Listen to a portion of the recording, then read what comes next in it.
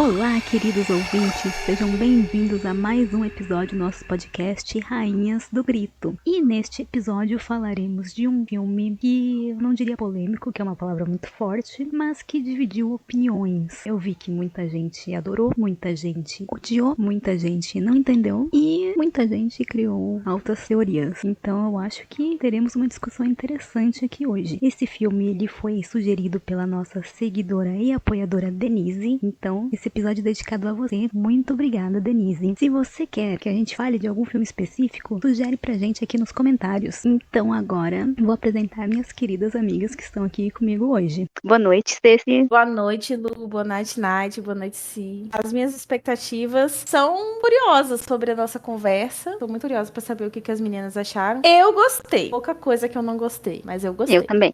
Boa noite, Nath. E aí, prontíssima? Olha, pronta é uma palavra muito forte, mas boa noite, meninas. Boa noite, ouvintes. Hoje, no episódio, eu estarei igual o meme do John Travolta saindo da carteira, assim, tipo, levemente perdida. Não entendi muita coisa, entendi outras, fiquei perdidinha, mas segurando nas mãos das minhas asas, eu tenho certeza que eu vou me encontrar, então eu tô pronta. Boa noite, Sil. Como estamos? Boa noite, Lu. Boa noite, amigas.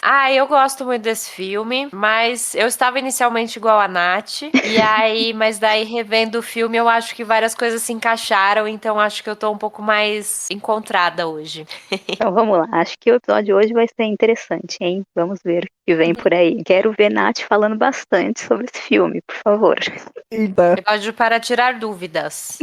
vou fazer perguntas. Então vamos de ficha técnica. Censor é um filme que foi lançado em 2021, que foi dirigido pela Prano Bailey Bond, que é o único longa-metragem que ela dirigiu ainda até hoje. Ela mesma quem escreveu o roteiro junto com Anthony Fletcher, e é um filme britânico, né, já vale adiantar. E ele é meio que uma versão estendida de um curta que a Prano fez em 2015 chamado Nest, que é sobre um menino, o pai dele desapareceu e ele é atraído para o terrível mundo do terror VHS enquanto explora esse desaparecimento. Isso é a sinopse do curta. E se passa em 1982. Então acho que é mais ou menos uma história parecida, assim. Porém, infelizmente não encontrei esse curta acessível assim para nós. Então fica aí a especulação. E sinopse? Esse filme, ele vai se passar, como a Sil disse, nos anos 80, num contexto onde as produções cinematográficas que traziam violência explícita, filmes de horror, aquela coisa do videocassete se popularizando, tudo isso tornou a censura muito em cima dessas produções. Então, havia órgãos do governo justamente responsáveis por fazer esse tipo de censura. Isso é relacionado a um contexto da vida real, gente. Então, o filme, eu tô falando do contexto porque é bastante importante para a história do filme. E aí a gente vai acompanhar a Enid, que é uma dessas profissionais responsáveis por fazer a censura, ver esses filmes que passam por esse órgão do governo e liberar ou não o filme para distribuição. E aí a Enid, ela é uma pessoa que a gente percebe tem uns conservadorismos, ela é a pessoa perfeita para esse trabalho. E aí um determinado dia chega para ela um filme que começa a contar, a remeter uma história do passado dela, relacionada a um trauma que ela teve com a irmã. E aí ela começa a ficar perturbada com esse filme. Em paralelo a isso, houve um assassinato, onde especulou-se que o cara que cometeu o assassinato haveria visto um filme que eles liberaram. E aí a personagem começa a entrar numa paranoia. No trabalho ela começa a ficar mais rígida e pessoalmente ela começa uma investigação para entender melhor qual que é a relação daquele filme com esse trauma da infância dela, que foi o sumiço da irmã. E aí o filme, a partir desse ponto, ele começa a misturar muito imagens que são realidade, outras que são fruto dessa imaginação dela. E aí a gente se depara com um grande bololô de um terror psicológico muito grande. Eu vou começar já falando que eu achei essa parte da decadência mental dela, da paranoia dela, muitíssimo bem trabalhada. Eu gostei muito, me prendeu bastante. Gostei demais, de verdade. O jeito que a atriz atuou, a Enid, cara, é impressionante. Na cara dela dá pra ver que ela tá ficando maluca, que ela não tá dormindo, que ela só pensa nisso. Eu adorei mesmo. Eu achei que foi até melhor trabalhado do que em outro filme que tratou do mesmo tema de saúde mental que a gente assistiu, que foi o Saint Maud. Eu achei que nesse trabalhou melhor. Eu acho que vão discordar de mim, mas eu achei nesse que me prendeu mais. Quem será que vai discordar de você, né, Luísa? Quem será? Ai, mas quem será? Eu concordo com a Lu, e eu acho que existem alguns motivos pra isso. Primeiro, porque eu acho a premissa do filme muito interessante e metalinguística. Então, o filme inteiro ele é muito metalinguístico pro cinema de horror e diz muito sobre aquele momento da sociedade, que acaba também trazendo pra contemporaneidade essa crítica a uma violência pretensamente gratuita, digamos assim, dos filmes de horror e as consequências desse tipo de violência na vida das pessoas, enfim. Ele traz uma crítica que é muito interessante, ele faz de uma forma muito interessante. E a personagem da Enid, ela é melhor desenvolvida justamente porque essa crítica social, ela faz parte do contexto subjetivo da personagem. É muito bem costurado isso, assim. Eu concordo com a Lu por conta disso. Que eu enxerguei de outro jeito, porque assim, censuradores, como que se fala aqui? Não sei. Pessoas que censuram. Mas Pessoas que censuram. as pessoas que censuram são notoriamente inimigas do filme de terror. Assim.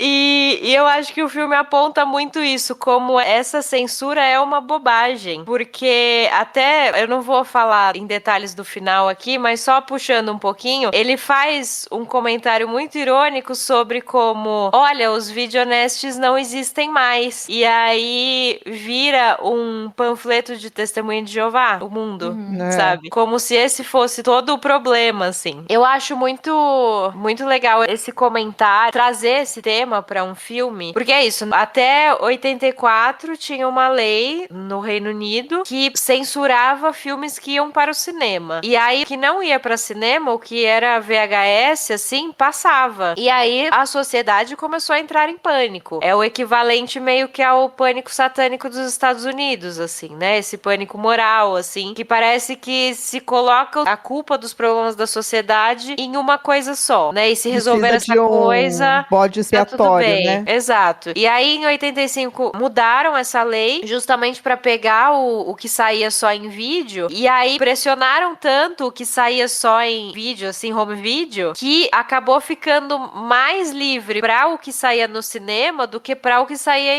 em VHS. E aí, filmes que passavam no cinema, quando eram lançados em VHS, sofriam censura. Tipo, a versão que passou no cinema tinha que ser diferente. Quando ia pro VHS, já era cortada, sabe? Porque era muito mais rígido, assim, pro VHS. Porque o VHS pode chegar uma criança pode pegar uma fita de vídeo e colocar ela no videocassete e assistir. Virou essa coisa, vários filmes anteriores a esse período tiveram que ser reinscritos, passar pela censura a primeira vez, e muitos foram banidos. Então, tem muito filme que a gente conhece hoje, tá nessa lista dos videonestes, seja Holocausto Canibal, Evil Dead, acho que o Massacre da Serra Elétrica também. Então, tem muita coisa ali que aí acabou sendo banida depois. E aí, ter a posse desses VHS, a pessoa podia ser presa. Isso é mostrado no Censor também. E eu acho muito legal o contexto que a Ceci já deu no começo e como isso é levado pro filme, assim. É importante mesmo ter todo esse contexto pra contar essa história da Enid, né? Desse trauma familiar que ela tem e tal. Mas era uma doideira. É E isso. tem, acho que uma fala do Cronenberg, né, que essa galera que trabalhava com essa questão da censura meio que parecia inútil, até por conta de que é um trabalho que depende de diferenciar o que é fantasia da realidade, né? Então, por conta desse conservadorismo, era tudo tacado numa cola só, né? E é igual falando, é um bode expiatório. Então, muito fácil colocar a culpa no terror, igual gerações depois veio a culpa dos videogames, e aí vem rede social, e aí as coisas vão se transformando e as pessoas vão colocando responsabilidades em coisas que não têm essa responsabilidade, né? E é muito uma coisa que eu gosto muito, inclusive, né, falando desse ponto entre você ser a pessoa que dita o que pode e não pode. Claro, isso vai ficando mais claro na construção do filme, mas que no começo a Enid parece permanece inabalável, né? A colega de trabalho dela fala assim, nossa, você não se afeta com essas coisas, não? Porque tem que ver cenas horríveis, não só do gore, mas de violência contra a mulher, etc, né? Até que um filme específico bate diferente na gata e aí as coisas começam a acontecer, né? Mas eu acho legal essa crítica social que ela faz. Inclusive, durante o filme vão passando várias reportagens reais, né? Trechos de reportagens reais da galera falando na TV mal sobre os filmes de terror, sobre os filmes violentos, quanto a violência é um problema. Isso é até explorado numa cena lá perto do final, que o diretor do filme fala que o terror, ele não tá só no filme, o terror tá na vida real, o terror está em todo mundo, né? Todo mundo, uma parte dela fala, eu não. Spoiler, nela sim. É que né? não é uma parte, né? Porque ela é inteira horrorosa. Então, Exatamente. e ainda pegando esse gancho que a Nath falou de ficção e realidade, o filme, nossa, perfeitamente aborda isso várias vezes, porque depois que dá o gatilho nela, né, que ela vê o filme específico, o vídeo específico, que aí ela lembra da irmã e começa a ficar maluca procurando sobre, querendo investigar isso de novo, e os pais querendo declarar a irmã morta, porque já faz muitos anos que ela sumiu. E aí chega um momento que ela não difere mais o que é ficção e o que é real, ela tem certeza que é a irmã dela na fita e vai atrás disso, vai atrás do filme, e aí a gente fica, o que é ficção e o que é real, aí ela tá imaginando isso, ela foi atrás mesmo, ela fez isso mesmo, então achei também que eles fizeram esse paralelo muito bem, e o filme se passa na era Thatcher, e lá da Inglaterra, extremamente conservadora, e também abordam isso muito bem, não só na Enid e outros tentores, mas em especial na Enid, parece a mais dura, mais conservadora, mais moralista ali de todos, mas também na imprensa, o circo que a imprensa faz, quando o cara assassinou lá alguém igual um filme X, nossa, foi culpa de vocês, como assim? Vocês liberaram esse filme, é todo dos censores, das pessoas que censuram, que fizeram isso, que deixaram passar e não sei o que, o cara, no final dos contos, nem tinha visto o filme, e a imprensa fazendo um show, porque é o auge do conservadorismo, então qualquer coisa que acontecesse de errado, tipo, nossa Inglaterra não está segura, sabe de quem que isso é culpa? Dos filmes, do filme que você deixou passar, e aí isso desperta nela ainda uma coisa ainda pior, porque a irmã dela desapareceu, a irmã dela morreu, e ela sente essa culpa, ela sentiu essa culpa durante todos esses anos, porque foi quando elas eram crianças, então, e ela precisa desesperadamente que a irmã dela esteja viva, que ela ache a irmã para os pais dela falarem, nossa, olha só, você achou, porque foi durante a vigília dela que a irmã desapareceu, morreu por culpa dela, enfim, trabalhou isso de uma forma excelente, pra mim, pelo menos eu achei. E tem cenas que a mãe dela culpa ela, né? Que ela tem uns flashbacks, assim, que a mãe gritando na cara dela, que é culpa dela e tal. O próprio pai dela. Então, e aí é isso, né? Os pais dela chegam e falam assim, não, a gente vai declarar como morta e vira essa chavinha dentro da cabeça dela. Mais uma vez, terapia, por quê, né? Nunca. Mas uma coisa que eu acho muito bonita nesse filme, visualmente falando, é a transição de cenas entre os momentos que ela tá, imagino eu, alucinando, porque ficou difícil pra mim, viu? Entre que ela tá alucinando que ela não tá, que sai o formato da filmagem é diferente. Então, sai de um filme, entre aspas, normal pra aquela filmagem VHS, quando tá entrando, tipo, nas vozes da cabeça dela. Então, essa transição de cena entre realidade, sonho, etc., eu achei isso muito bonito, assim, visualmente. Fiquei confusa, mas foi muito bonito de ver. Eu até tava me apegando a isso pra eu não me perder. Falar assim, não, quando tiver no quadradinho TV tubo, é porque a bicha tá fora da casinha dela. Quando tiver normal, pegando a tela inteira da minha televisão, é porque tá na realidade. E foi assim que eu tentei navegar durante a história, porque teve hora que eu falei assim, meu Deus do céu, eu não sei mais onde eu tô, que ponto que tá acontecendo, como que eu cheguei até aqui? Eu só tenho 34 anos. Aí foi isso. E é legal que a tela vai diminuindo devagarinho, né, ao longo do filme, assim, eu nem percebi, só depois.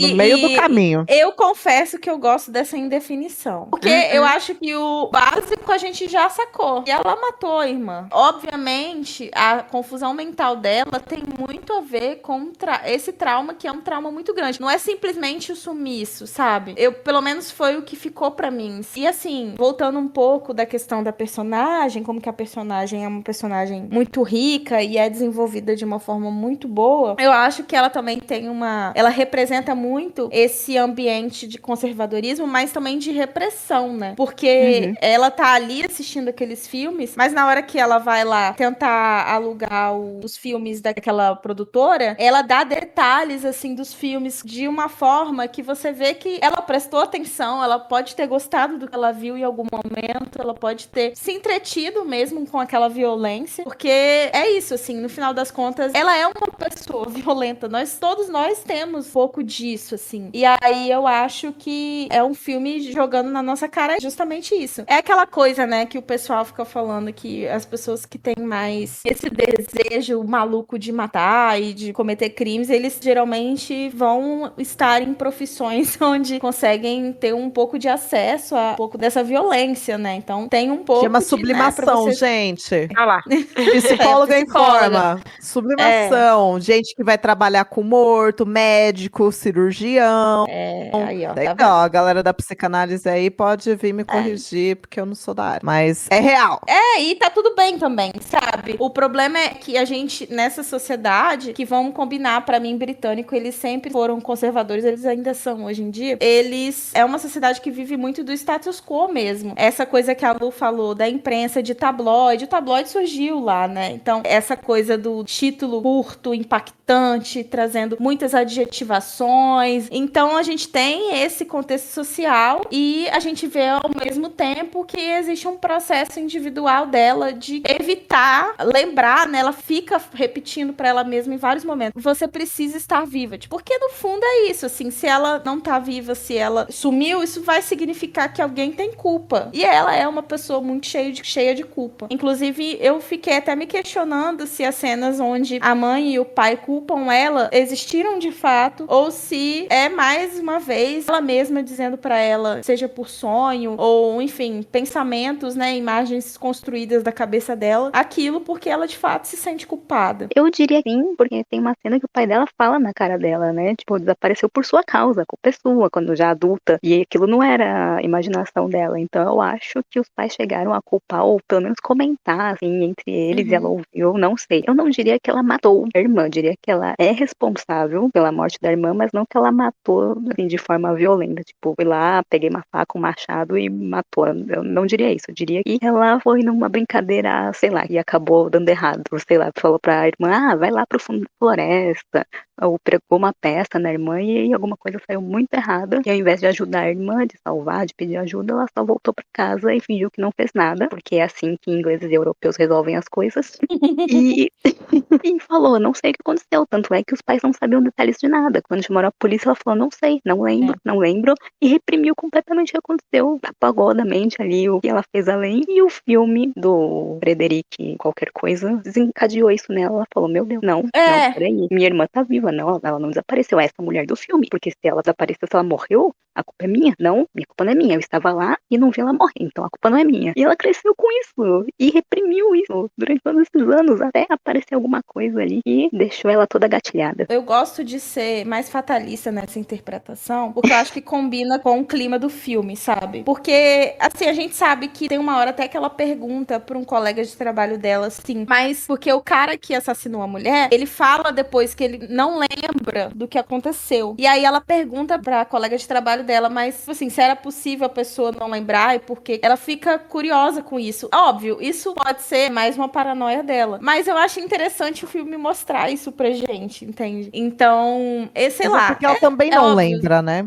Então, mas assim, o cara matou a mulher, entendeu? Então, assim, talvez pra ela realmente esquecer de fato, a minha interpretação mais fatalista aponta de que algo mais grave aconteceu. Então, eu fico com essa Mas é isso, gente. A gente tá aqui aí loucubrando. Porque mas é justamente pra viajar. Exatamente. Isso. Daí é pra deixar em aberto. Eu gosto disso, gente. É legal isso. Porque pode ser assim, fiquei traumatizada porque vi um cara matar minha irmã. Pode ser. Eu acho que é a opção menos provável de todas, mas vamos supor, né? Alguém matou minha irmã na minha frente, fiquei traumatizada, apaguei da mente. Minha irmã sofreu um acidente por causa de alguma brincadeira que eu fiz, se machucou, morreu, enfim, eu não fui ajudar, então apaguei da minha mente. Ou eu matei matei a minha irmã, sabe-se lá Deus o porquê, né? Apaguei da minha mente, foi isso. Então pode ser qualquer uma dessas coisas. Mas aí sou eu também. Eu acho que é mais difícil ela ter matado, porque essa irmã desapareceu completamente há décadas. E acho que se fosse alguma coisa que ela matou, ela não ia ter uma criança ter sumido com um corpo para sempre desse jeito, sabe? Sim, A não ser que, concordo. sei lá, tivesse uma cachoeira com um rio bravo que levasse esse corpo embora, sei lá.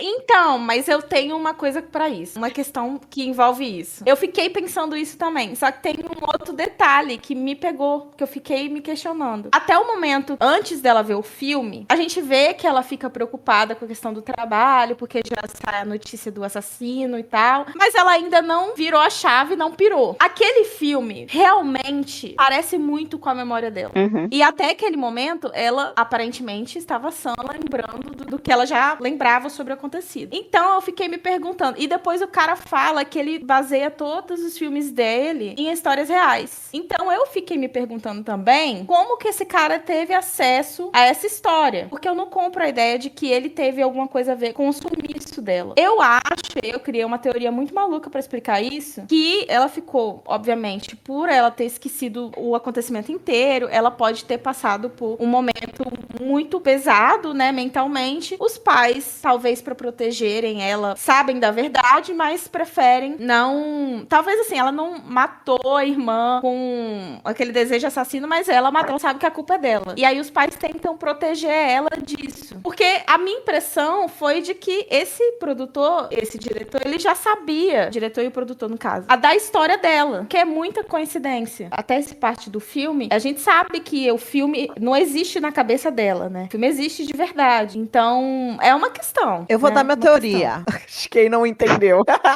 Então, é assim, ó. Na minha cabeça, eu concordo com Silvana. Eu não acho que ela matou, de fato, a irmã. Tanto capacidade... Tudo bem que, né, crianças podem sim, mas enfim. Mas pelo contexto da história, do trauma dela e dessa busca que ela tem por encontrar essa resposta do que aconteceu depois, que ela faz essa transição pra esse filme e tal, tanto que tem a cena que eles estão gravando, que ela mata o cara pra proteger essa suposta irmã, e o cara diz assim, nossa, mas isso não tá no script e tal. Então eu não acho que ela tem esse senso de querer saber sobre a irmã, de proteger e de não aceitar a morte / desaparecimento dela, né? Então eu acho que por conta desse toque da negação, não teria sido ela, a negação como é mostrada nesse filme, no caso, eu acho que não teria sido ela, o que eu acho. Aí, nós vamos de teoria, né, gente? Porque é isso, final aberto, a gente vai teorizar. Eu acho que ela viu coisas acontecerem, então assim, as duas na floresta, ela viu a irmã sendo, sei lá, do cara lá pra ir brincar, tal, deve paralisada, ficado ali de testemunha, alguma coisa aconteceu, o cara, tchau, com a irmã e com tudo, ela ficou, porque, sei lá, ficou catatônica. E aí é isso, né? Então, beleza. Se a irmã desapareceu, vão ter notícias sobre isso. A criança desapareceu, vamos achar? Não achamos. Então, que esse filme, da onde ele tirou pra basear? Em notícia. Já que tem essa especulação toda, essa questão de tabloide, etc. Que então virou um caso muito misterioso, onde tinha duas crianças, de repente tem uma só, sumiu, ninguém sabe. E aí, esse cara é um cara que pega, tipo, coisas do... Porque já que ele fala que não se cria o horror, porque o horror já existe, então ele pega histórias reais, e aí pode ser notícia de tabloide que, tipo, ninguém sabe o que aconteceu, não teve fim, e transforma nos filmes dele. Então ele vai lá e reproduz isso de uma maneira que parece muito realista, porque é baseado em casos reais. Mas que, na real, não foi ela. Realmente, essa criança sumiu, e ela não lembra porque, real, foi algo muito traumático, né? E aí,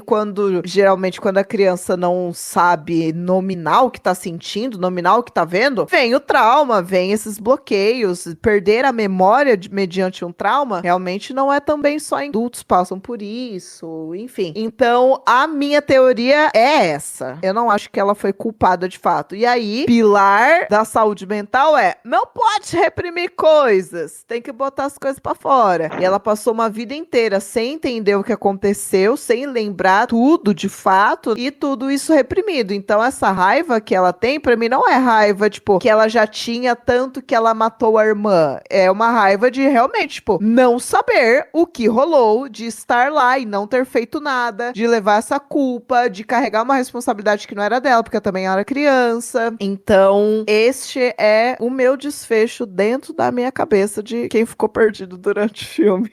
E eu acho também que, assim, ela tem uma semi-lembrança, tipo, ela acha que ela lembra dessa coisa da floresta, né? Tem esses flashes de memória, assim, dela que a gente vê. É isso que ela tem. E aí ela vai e assiste um filme que tá mostrando uma coisa parecida com alguns flashes que ela tem, ela vai pegar esse filme todinho e vai preencher as lacunas com isso, sabe? Exatamente, então, não até é onde que é confiável, né?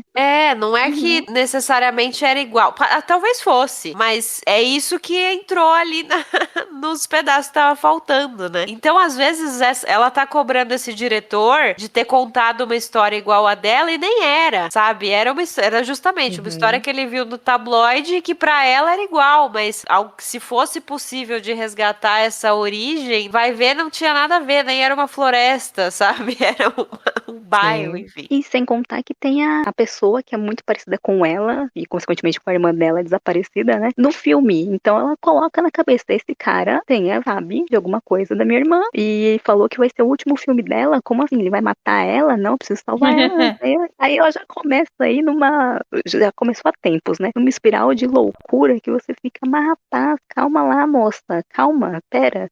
Se ela encasquetou com isso, que ela chega na casa do diretor e do produtor lá, o Doug, e tem a foto da atriz na mesa, ela fala, parece comigo, né? Tipo, ela quer essa confirmação, ela não joga um negócio assim mais no ar, sabe? E ele não é mesmo, sabe? Então, ela vai atrás desses vieses de confirmação mesmo, do que ela já tem essa certeza formando ali na cabeça dela. Sim, e aquela parte que ela chega lá na locação e a maquiadora pergunta, você é a irmã?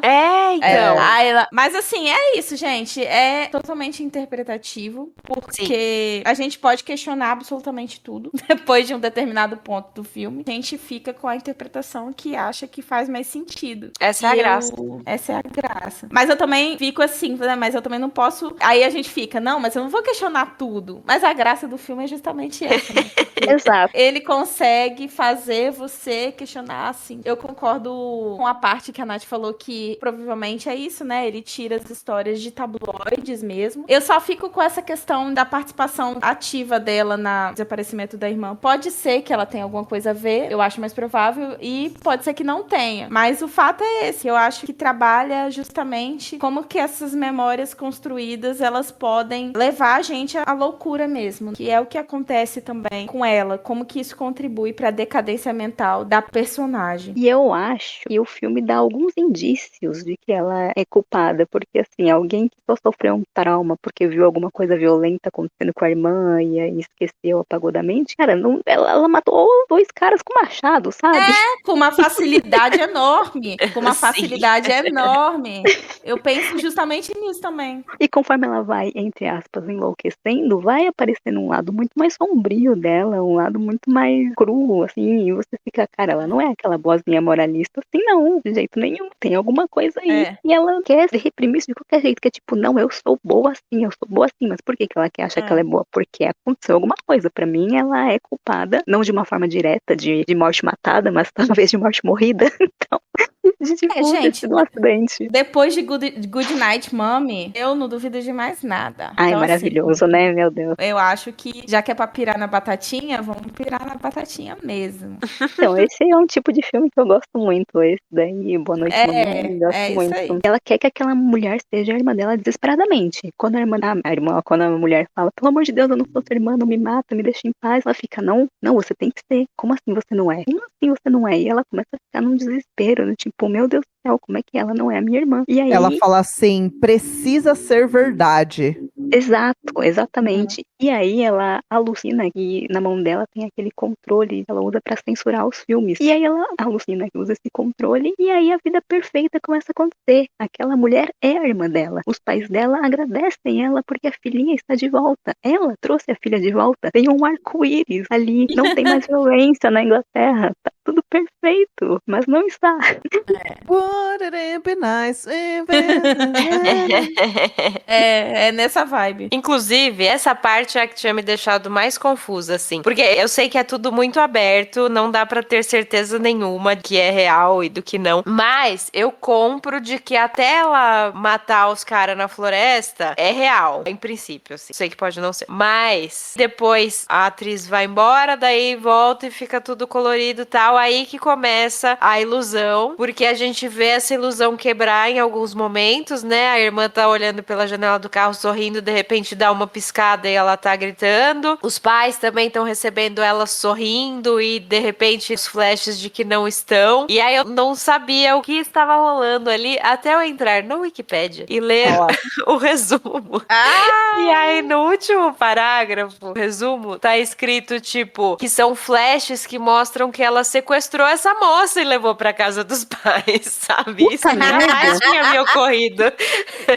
Vocês não querem uma irmã, toma aí uma irmã. Gente, isso é uma interpretação assim, ou é real? Então, é a sinopse, é o resumo da Wikipédia, né? Mas assim, qualquer pessoa pode editar a Wikipédia. Então, eu acho que também está sujeito. Lá na tinha passado pela internet mente. deve ser verdade. Não, porque eu tava, tipo, fiquei pensando, ela morreu, ela foi internada num sanatório, Então.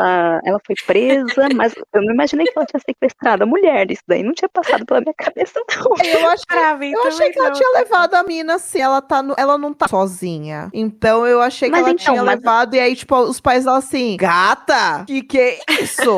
Pelo amor Os dois chocam.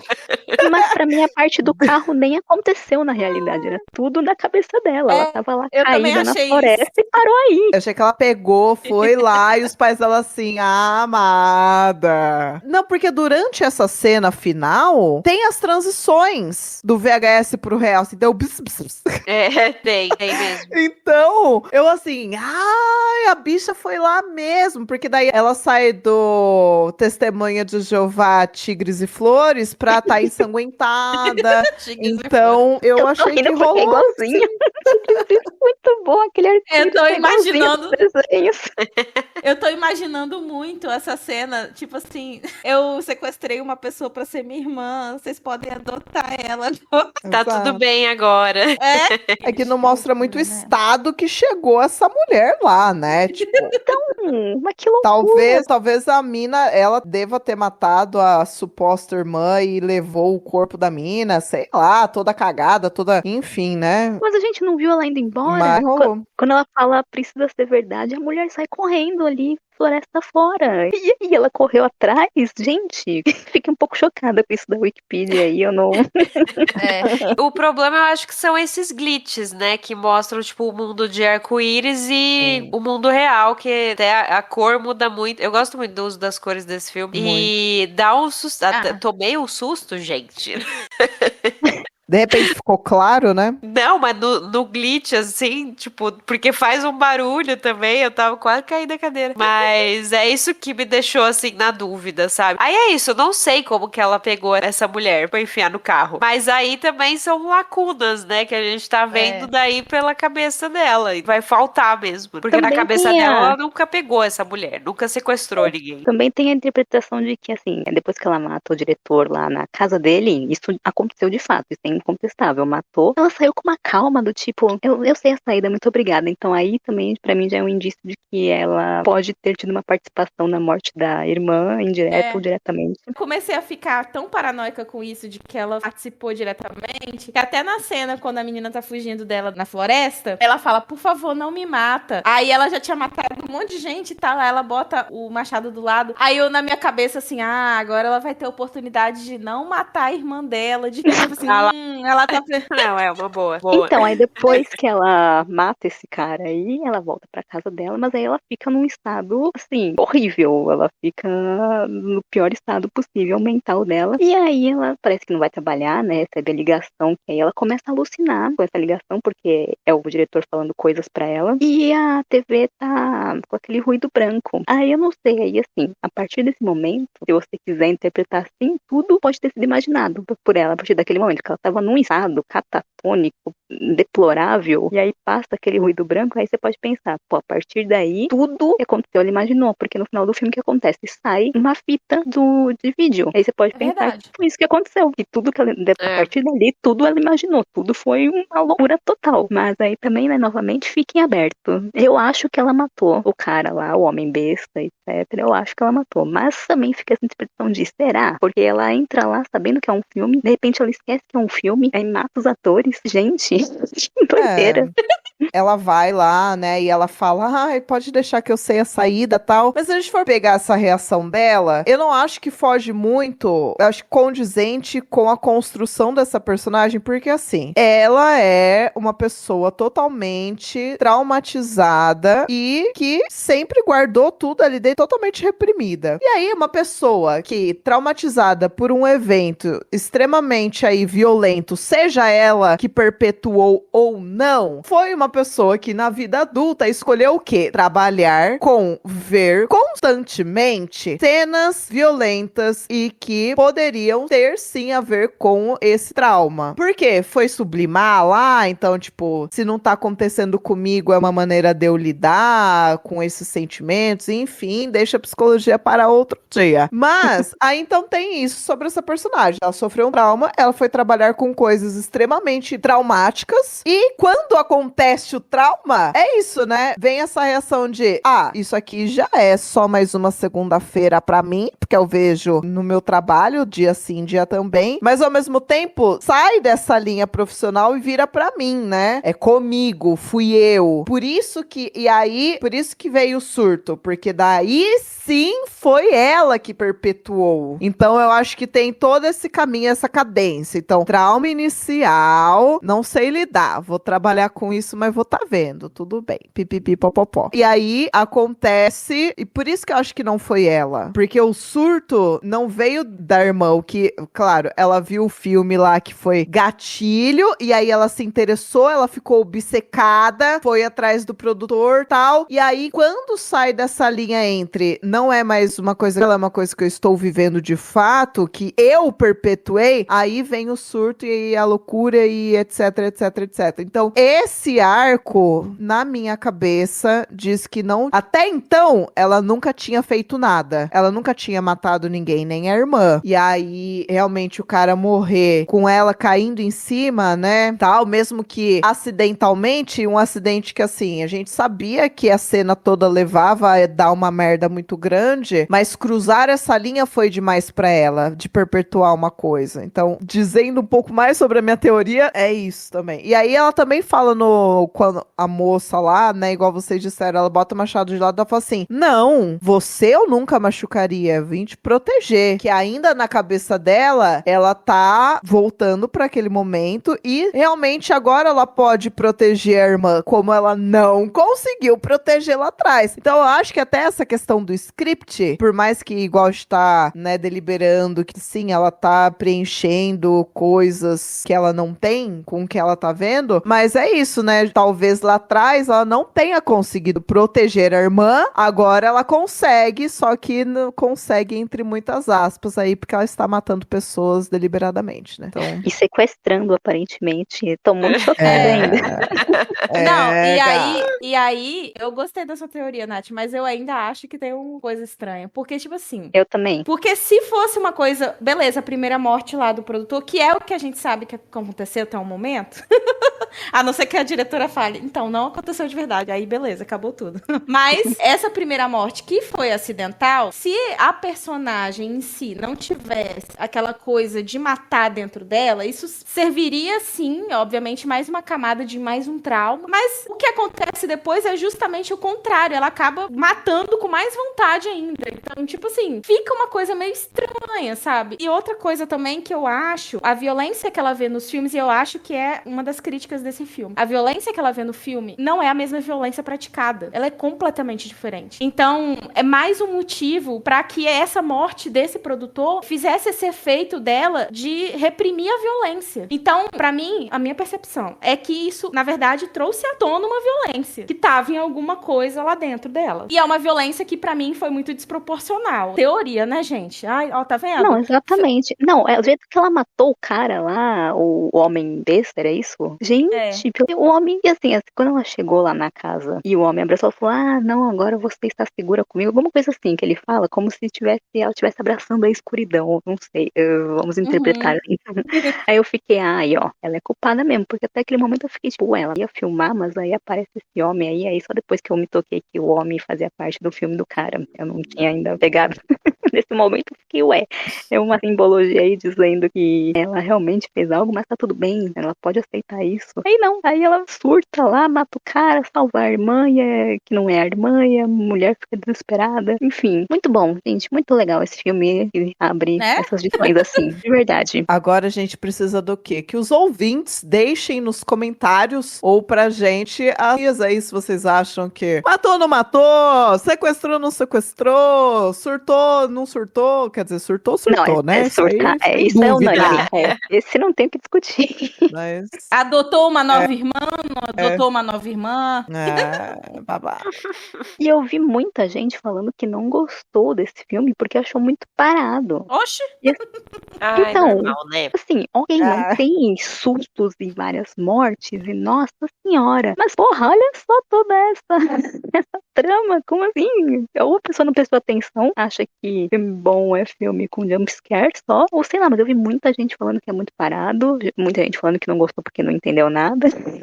Mas, gente, pô, tem uns negócios de interpretação legal, né? Mas, sei lá, acho que é isso, né? Terror ecológico não é todo mundo que gosta mesmo. Não é terror de shopping, a galera já acha ruim, né? Tá vendo? A gente tem que dar uma chance, Eu que não entendi, até que gostei. Quer dizer, não tinha entendido. Eu gosto de filme com o final aberto, mas esse eu comecei a me perder no meio. Ficou aberto, mas tudo bem, tem seu valor. Não o que você não entendeu? Pra mim, você entendeu tudo, pelo que você Vocês acharam que eu entendi? Pois sim. Você criou teorias super elaboradas, eu não entendi o que você Amigas, nossa, eu acabei o filme assim, gente, eu acho que eu sou burrinha. Será que eu entendi? Então, eu fiquei na dúvida se estava no caminho certo da coisa. É que, assim, a primeira vez que eu assisti esse filme, faz anos que eu assisti, faz uns 2, 3 anos que eu assisti esse filme, e a primeira vez, bicho, eu não entendi nada. Eu, assim, de repente eu pisquei, acabou, e loucura, não entendi, deixei por isso. E aí, revendo, eu falei assim, tá, eu acho que eu entendi um pouco mais, mas será que eu entendi o suficiente? Mas agora eu tô me sentindo melhor, já que eu fui validada pelas minhas colegas. Muito obrigada. Porque assim, às vezes a gente termina de assistir e fica, rapaz, não entendi nada, o que é isso que eu assisti? Mas aí quando você fala sobre, aí você pensa, olha, ó, não é que eu entendi? Então, isso é bom. Exato. Gente, disclaimer, terapia também. Você acha que você não entendeu nada da sua vida, aí você começa a falar em voz alta com um psicólogo, tipo eu, e aí você fala assim, nossa, é que talvez eu tenha entendido sim. Aí, ó. Que é mais um filme que, se a personagem tivesse feito terapia, não teríamos 15 minutos de filme, né? A gente vai criar uma categoria pra isso, assim, fazer uma lista no Letterboxd, filmes resolvidos com terapia. E vou botar isso lá. Amiga, o problema é que aí vai ser o catálogo inteiro do... Não, mas daí pra fazer uma Só teremos curtas. Uma lista no Instagram de filmes que a gente assistiu e acabariam em 15 minutos e os personagens parecem terapia. A gente já tem 2, já temos 2. 3, Psicopata Americano, né? Psicopata Americano também. Então... Ou filmes pra você discutir a noite toda sobre o final. Exato. E quando começa ela a achar o mundo perfeito, cheio de arco-íris, de testemunhas de Jeová, com tigres e arco-íris, me lembrou muito o final de Herege, quando a mulher tá lá, não sei lá, aparentemente no paraíso, enfim, eu fiquei, nossa, me lembrou um pouco Herege isso daí. Mas aí depois o negócio desandou, sei lá. E aliás, que risada Que risada maléfica dela é aquela no final. É verdade. menina. É uma assassininha.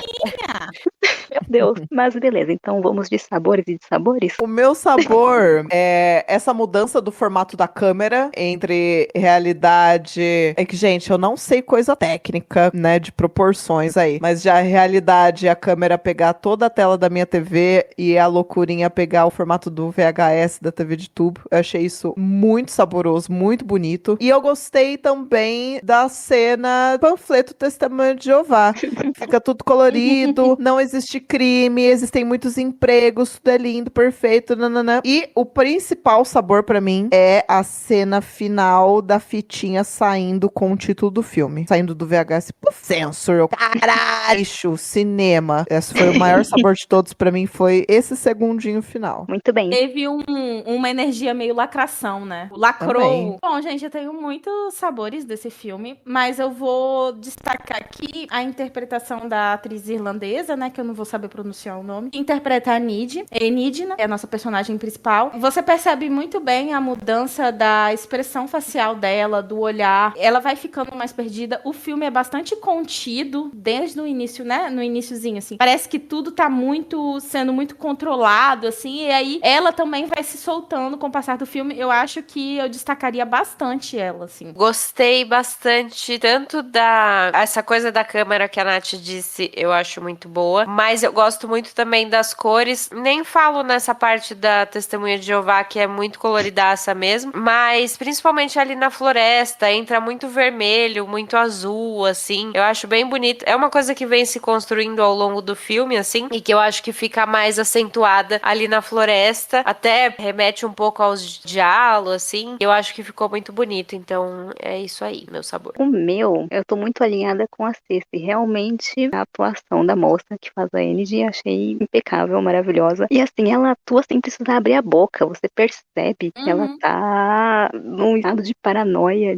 enfim, de obsessão, só pelo olhar dela, pelo jeito que ela olha, sei lá, aquelas microexpressões, enfim, eu achei maravilhoso, maravilhoso mesmo. Então, meu sabor com certeza foi a atuação dessa mulher, que eu também não sei falar o nome, aliás, eu nem sei o nome, mas com certeza é esse. De sabores. Ai, o de sabor é que eu tive que assistir 2 vezes pra eu entender, né? E olhe lá ainda. Eu tive que vir aqui falar em voz alta com as minhas amigas pra cair as fichas, de fato. Assim, eu não acho que o ritmo dele deveria ser diferente, mas eu acho que existem momentos, sim, que ele se alonga um pouco demais em cenas que não precisavam. Tipo, ela lá no trabalho e tal. Eu sei que tá criando uma atmosfera, etc. Mas eu acho que tem momentos longos demais que não precisava. Enviou uma cena, eu sei que ela é bastante necessária pro filme, inclusive um dos únicos pontos de referência com a realidade que a gente tem quase certeza, que é a cena da morte do produtor. Eu acho que é uma morte muito tosca. E eu digo tosca não no sentido de que,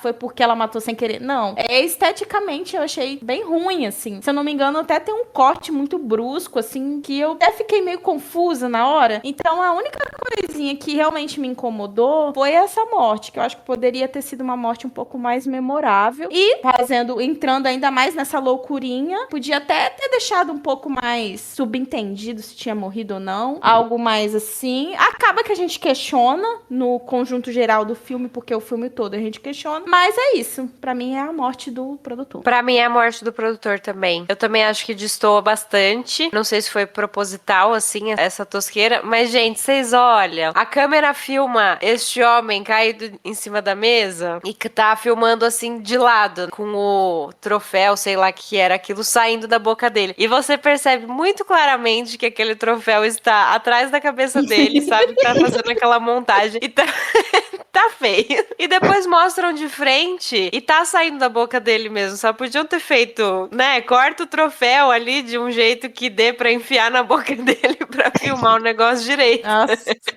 Ficou muito feinho mesmo. Realmente. Eu concordo, essa parte específica aí eu também estranhei um pouco. E aí eu não sabia o que estava estranho, mas agora com você falando, eu achei o que eu estava achando estranho aí. Então é isso. Ficou claro. E li uma parte que não é assim ruim por causa do filme em si, mas ruim por causa da situação, que meio bosta, né? Tipo, a menina acabou de vomitar ali no banheiro, toda balada, depois de ver o filme, e veio o cara e chama ela pra sair pra beber. Ô caralho, que noção zero, hein? Puta merda. Puta que Homem, né, pariu. amiga? Homem sendo homem, nossa.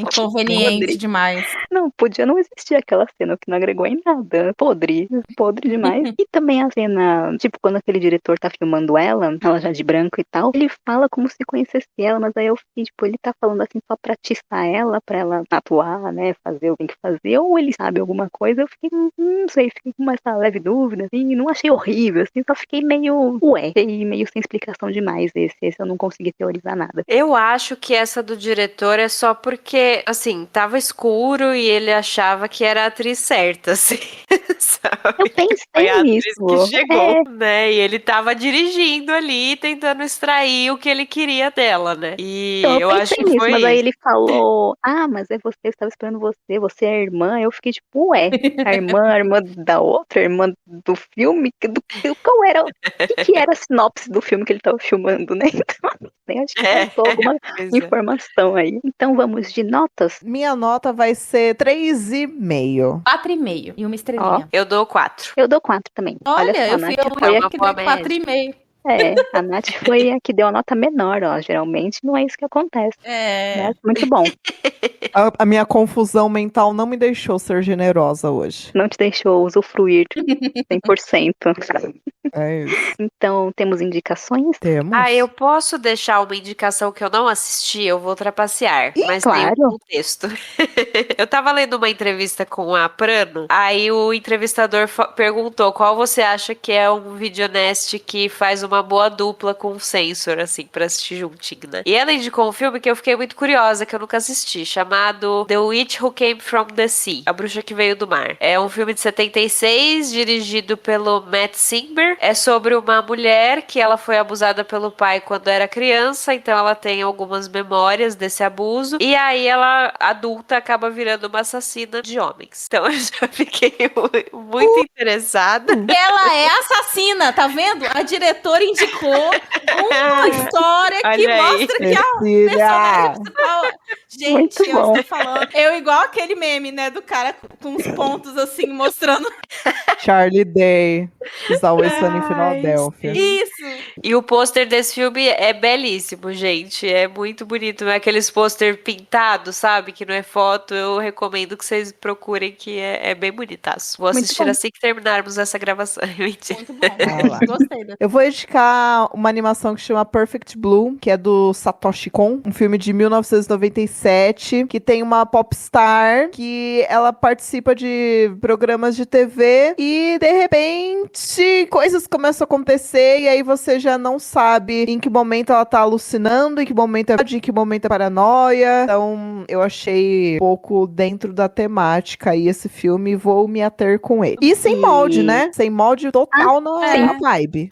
Hoje eu vou indicar uma coisa meio diferente, né? Porque, como a gente falou no episódio, esse filme traz um contexto social muito forte e um contexto do jornalismo também bastante interessante, esse jornalismo de tabloides e também essa crítica à violência, o pânico satânico, a crítica aos filmes de horror e filmes que traziam muita violência. E aí existe um documentário que se chama Tiros em Columbine. É um documentário que inclusive, os estudantes de jornalismo que estão ouvindo vão provavelmente lembrar, porque ele costuma ser bastante passado para turmas de jornalismo. E ele vai trazer uma perspectiva diferenciada desse atentado que foi muito triste, enfim, que marcou os anos 2000, lá nos Estados Unidos, numa escola lá em Columbine, onde 2 garotos entraram e abriram fogo contra os colegas, morreram várias crianças, enfim. E aí ele vai querer desmistificar justamente essa questão da violência norte-americana, né? Vai tentar entender da onde que vem essa cultura de violência. E aí aí existem grupos que defendem essa coisa do videogame como um elemento cultural, né, um produto cultural que desperta essa violência, e aí o diretor, que inclusive é o jornalista que conduz as entrevistas e tal, ele vai desmistificando essa ideia que a gente tem. Então, é um filme bastante legal pra quem gostou dessa temática, né, essa crítica que o filme de hoje faz. Minha indicação também ia ser Nightmare, que a gente assistiu, que a gente comentou aqui, então ouçam um episódio e vejam nossas conclusões, mas realmente é a minha recomendação. Acho que coisa de deterioração mental, os dois trabalharam muito bem. Então vamos de recados. Vamos de recado. Tadinhos. Vou dar o recado de sempre, que é: agora você que está ouvindo Rainhas do Grito, além de estarmos nos seus agregadores preferidos, estamos com uma página no Instagram e um canal no YouTube também. E tanto no Instagram quanto no YouTube nós vamos fazer outros conteúdos para além de fazer reviews de filmes de terror dirigidos por mulheres. Falaremos de terror em outros aspectos e outras coisas. Então, se eu fosse você, ajudaria e apoiaria suas Rainhas do Grito local seguindo-nos nesses dois locais, se inscrevendo no Rainhas do Grito no YouTube e seguindo a gente no Instagram,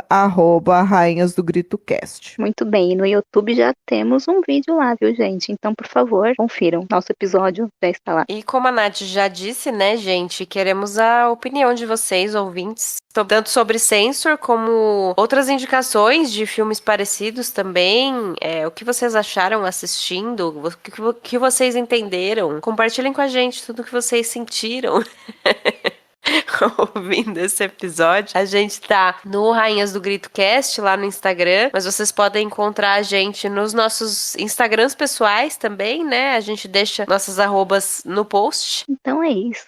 Queremos saber o que você achou deste filme, do nosso episódio, das nossas opiniões, ou se tem alguma teoria diferente também, né? Vai que. E uma coisa que a gente não falou no outro episódio, então vou falar aqui. O episódio anterior a gente falou de Mega Python versus Gatoroid. E a gente não perguntou se você é time cobra ou time crocodilo. Então queremos saber isso também. Eu sei que eu sou time cobra com certeza, gente. Eu também. Putz, time treta. A Nath é time crocodilo, que eu sei. Não, eu sou time anticolonização, assim, deixa os bichos. Por que brigar? Os dois time podem animais ser gigantes. amigos. Eu sou time animais convivendo em paz. Esse é o meu time. Se você chegou a assistir. Não. Ah, mas você prefere cobras ou crocodilos, aquelas, né? Eu prefiro cobras pelo simbolismo. Então tá ótimo. Então, perfeito. Então é isso, gente. Muito obrigada a você que nos ouviu até aqui. E tenham uma ótima noite. E nos vemos no próximo Rainhas do Grito. Tchau. Beijo, gente. Tchau, gente. Beijo.